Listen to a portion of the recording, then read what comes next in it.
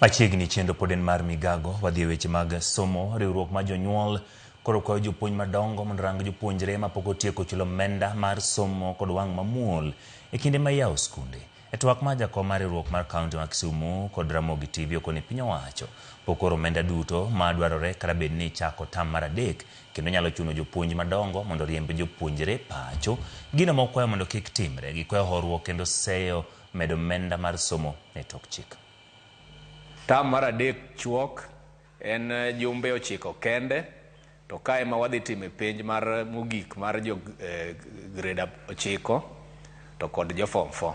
Koro kik waketru ng'ikruok moro amora, wanenuru nyithinde wadonjo e skul e wang' sa, to wan bende watemuru kaka jonyuol kik wabed abeda kanyo ni sirikal chulonwa. Wan bende wan gi patwa monego bed ni wachulo, wang'e arrears ma wan godo e skunde.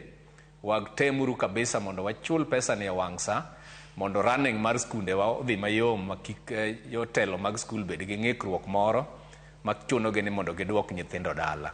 Ka uwinjoru nugolo kata siling' 10 to en mana 10 no. To gima uwinjoru e kaka jonyuol ni udwa timo be ok riemb ne nyathi. Mana kwayo principals ni gima jonyuol uwinjore ni gidwa timo. Kata ka jonyuol moko pok ochulo, kata ka jomoko chulo mos, en ok riemb ne nyithindo. Pesa minya riemb ne nyithindo en mana mar sirikal manie fee structure, to mano bende wakwayo ni kik riemb ne jonyuol. Ka janyuol moro nigi tabu to dhi adhi e skul to winjore gi jotelo mag skul kako onyalo chulo pesa no.